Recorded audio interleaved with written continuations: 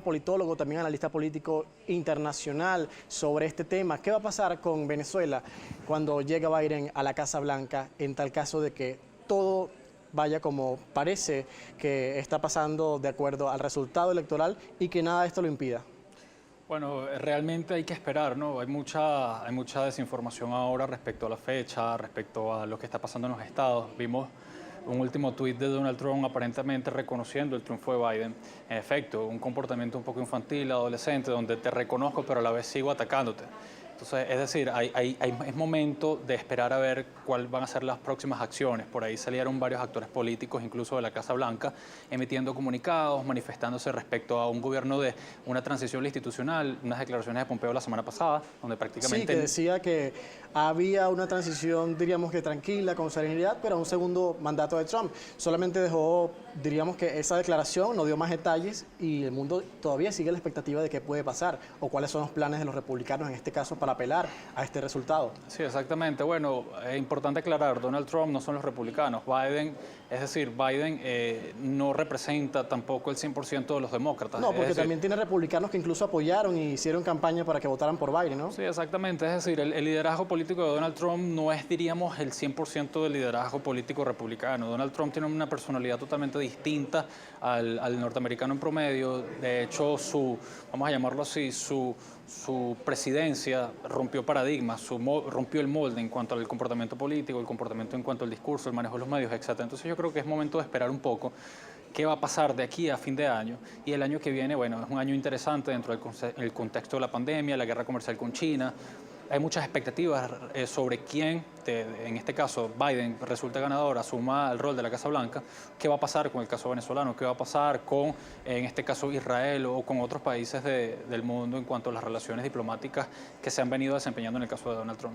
Y en el caso de Venezuela, ambos candidatos han tenido una política frontal con este país.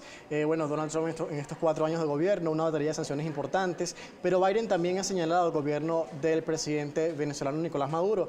Y posiblemente esto sea un caso, como lo ha sido en los últimos años, bipartidista, pero pueden existir cambios en la política exterior de Estados Unidos hacia Venezuela. ¿Cuáles serían esos cambios sustanciales que proyectas de ser Biden electo y de asumir el 20 de enero la presidencia de la Casa Blanca de Estados Unidos? De asumir la Casa Blanca, lo importante es entender que Biden va a encarar el conflicto venezolano de una manera totalmente diferente, tomando en cuenta otros actores, ¿no? Cuba, Irán, China, Rusia, que son los aliados de Nicolás Maduro. Por otro lado, va a utilizar otra interlocución distinta, es decir, no se va a comunicar de la misma manera con Nicolás Maduro.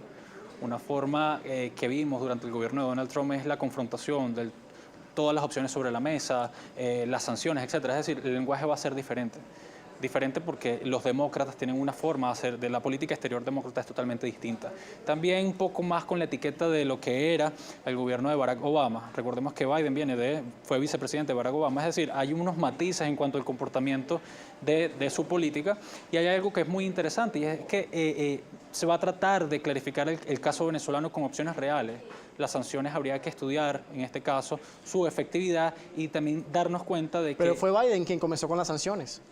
En efecto, fue Biden y Donald Trump la fortaleció y la administración republicana la fortaleció también, pero a partir de ahora y a partir del año que viene se van a empezar a estudiar la efectividad de esas sanciones. Por otro lado, para que Biden tome el caso venezolano, es decir, genere algún tipo de acción, requiere del apoyo bipartidista de demócratas y republicanos, es fundamental. En Estados Unidos el presidente no tiene, diríamos, la libertad absoluta de hacer las cosas, requiere también del consenso de la Cámara, del consenso de los diputados, es decir, de todo el sistema político. Tiene que haber unos pesos y contrapesos, pero no hay una decisión unilateral por parte del presidente. Por eso es importante esperar un poco a ver qué es lo que va a pasar entre la disputa de Biden y Donald Trump. En efecto, el ganador ante estas elecciones fue Biden, pero habría que esperar un poco a ver qué es lo que va a pasar respecto para el contexto del año que viene. Los escenarios, ¿cuáles se están vislumbrando hasta el momento? Por ejemplo, si se dice que se cambiaría el tono político de Estados Unidos hacia Venezuela, ya no sería quizás una política tan agresiva. Se supone que se retomaría de alguna forma la vía diplomática. ¿Cuál es el escenario que proyectan ustedes para el momento? ¿Qué aplicaciones en la práctica como tal para este caso? La vía diplomática siempre va a estar presente. Los actores políticos manejan la diplomacia tiene sus tiempos, no son los tiempos de la ciudadanía. ¿ok? Nunca se va a abandonar. Los canales de diálogo van a regresar. Es decir, ojalá en algún momento en Venezuela se retomen relaciones con los Estados Unidos. Me parece que es fundamental para atender la crisis por una vía política, democrática de entendimiento. Una negociación que rompa con los esquemas anteriores, ¿no? Una negociación que no se ponga sobre la mesa de una vez y se discuta la salida de Nicolás Maduro, porque realmente dentro del seno del gobierno, del régimen de Nicolás Maduro, eso no está contemplado. Es decir, se puede generar algún tipo de transición política hacia la democracia partiendo de generar unas condiciones electorales, que es lo que quiere la gente y que es lo que quieren los actores políticos. Una salida pacífica, una salida política por la vía del voto. ¿Okay? Ahora, opciones militares, bueno, este año y el año pasado nos dimos cuenta que no están contempladas, que se asomaron, pero que realmente fracasaron. Fracasaron porque no estaban ancladas en base a una estrategia, no tenían el respaldo de toda la comunidad internacional o esos estados que apoyan una salida en Venezuela no están casados al 100% con una salida militar. Y nos hemos dado cuenta, incluso la misma Casablanca lo ha... Pero es que los estadounidenses también rechazan de alguna forma que Estados Unidos siga interviniendo en guerras que parecen interminables y también que se inmiscuyen en asuntos de otros países. Por ejemplo, es el caso de lo que ha defendido Donald Trump en su gestión, que ha salido de las guerras quizás.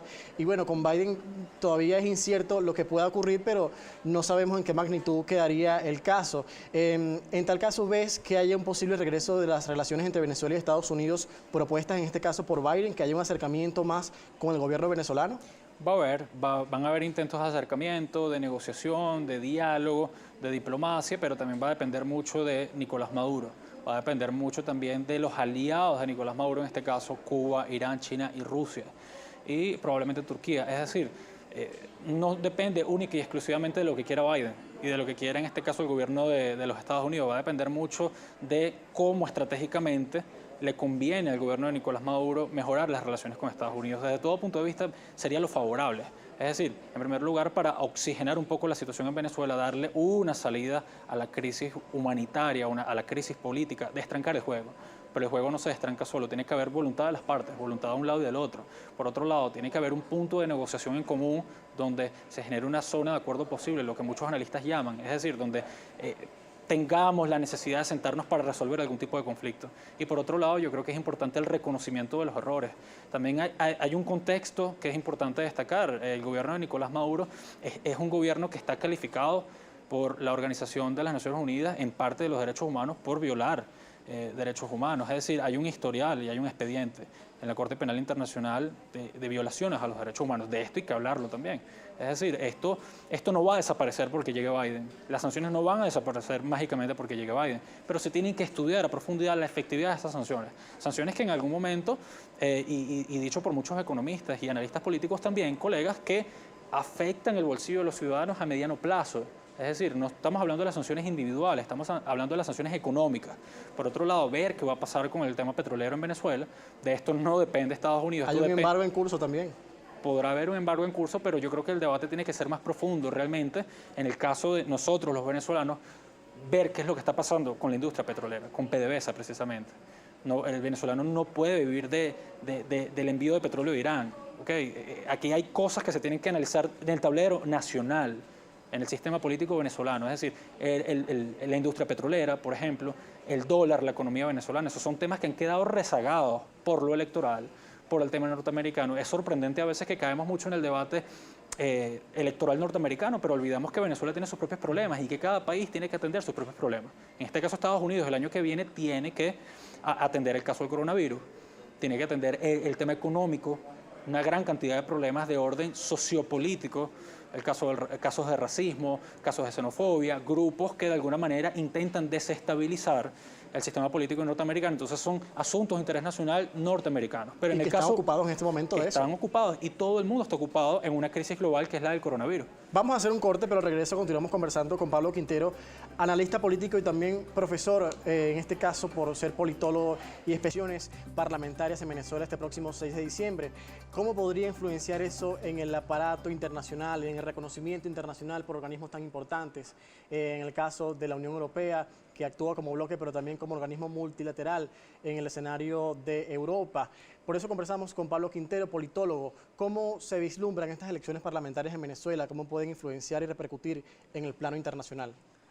Bueno, son unas elecciones atípicas por contexto coronavirus, unas elecciones, de hecho, una campaña electoral muy extraña, donde la gente está acostumbrada a ver sus candidatos, a abrazar a sus candidatos, a entender la propuesta. Evidentemente también hay unas condiciones electorales adversas, no son las condiciones suizas como muchos las quieren, pero también son las condiciones, las peores condiciones para un proceso electoral. Un proceso electoral sumergido en una compleja dinámica del ciudadano a pie, es decir, mucha gente no tiene el tiempo ni la capacidad de procesar información política porque no come, porque no se baña, porque no hay gas, porque no tiene gasolina, es decir, hay un estrés psicológico dentro de la población que no le permite entender qué es lo que está pasando hoy en día. Entonces, ante esta situación, yo creo que estas son unas elecciones que representan un desafío para el venezolano. ¿Por qué? Porque, en efecto, se eligen unos diputados de una Asamblea Nacional que va a ser la que va a entenderse con el gobierno el año que viene, pero también no hay unas condiciones, y no hay ni siquiera condiciones electorales, pero tampoco hay condiciones dentro de la vida del ciudadano.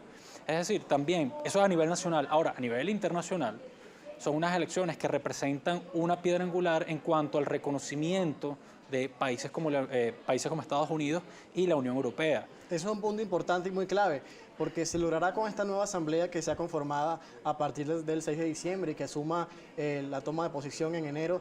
¿Podrían capitalizarse esos espacios que han sido tomados anteriormente por la oposición tradicional? Bueno, yo creo que lo que se busca ahora con esta nueva Asamblea Nacional es una asamblea que genere cambios políticos tangibles el año que viene. Más allá que se aleje de las promesas de un sector político que prometió y no cumplió. Es decir, lo que se busca y lo que se ha percibido es que esta asamblea lo que quiere es articular algún tipo de solución al año que viene con el gobierno nacional.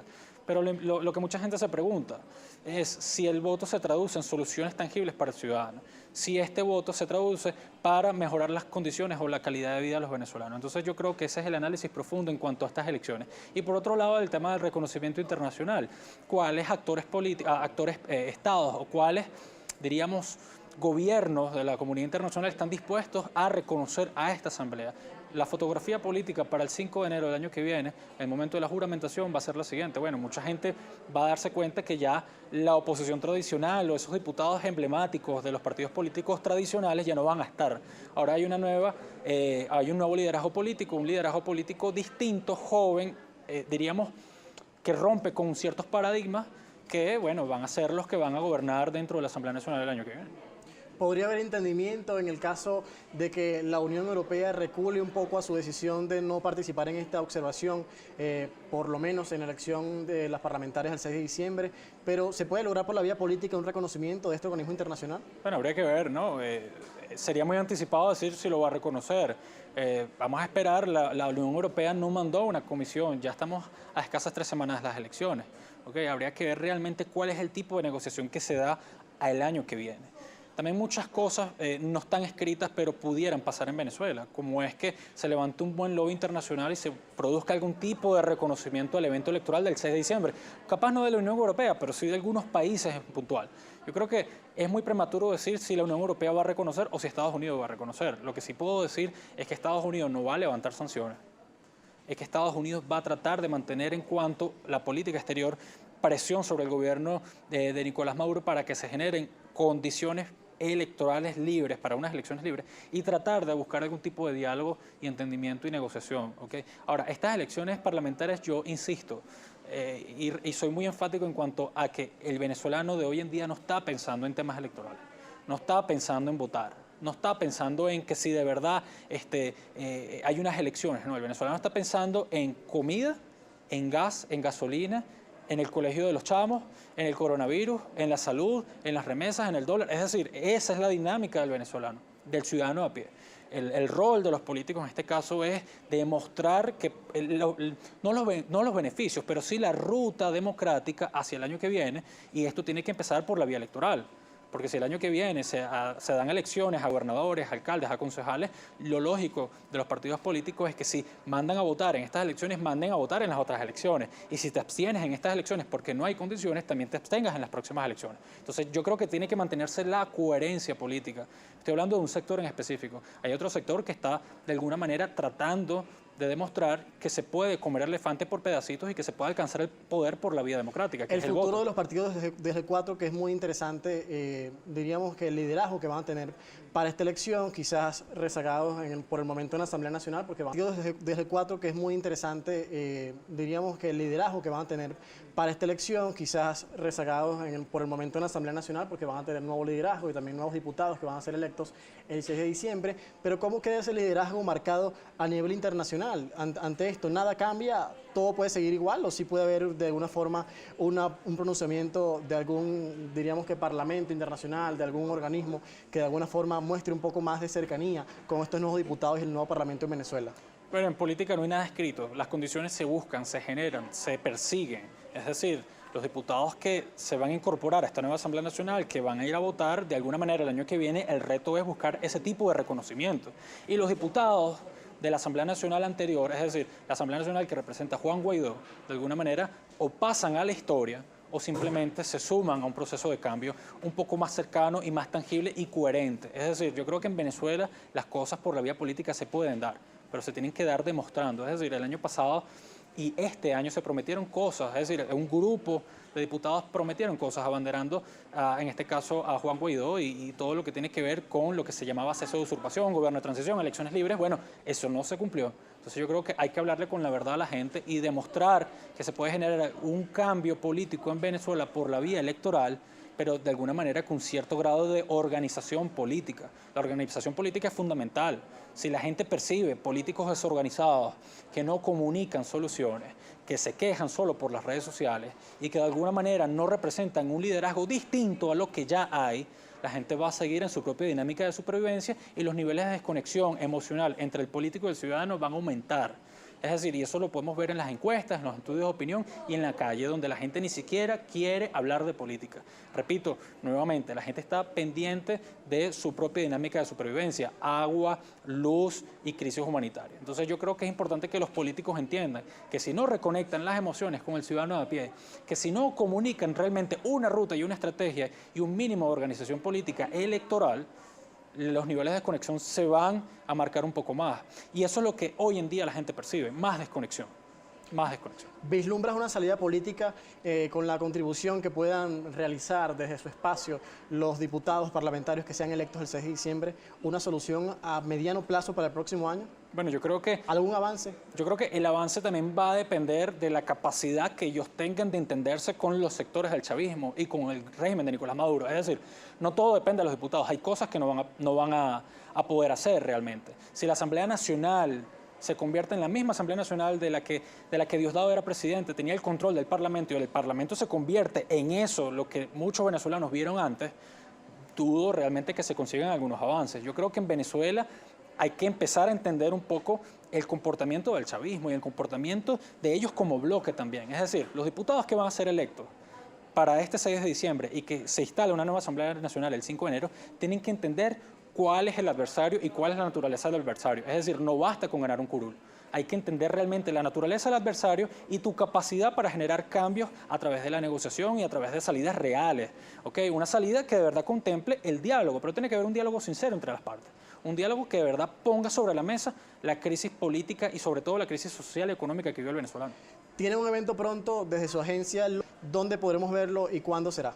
Sí, bueno, en las redes sociales de la agencia LOG Consultancy vamos a tener una actividad muy interesante, una actividad de análisis, nosotros lo llamamos foro de análisis a través de la plataforma Zoom, donde vamos a analizar un poco el panorama nacional e internacional, lo que resta del año y los próximos escenarios para el año que viene, el año 2021. Esto es una actividad que la vamos a hacer el día de mañana a las 6 p.m.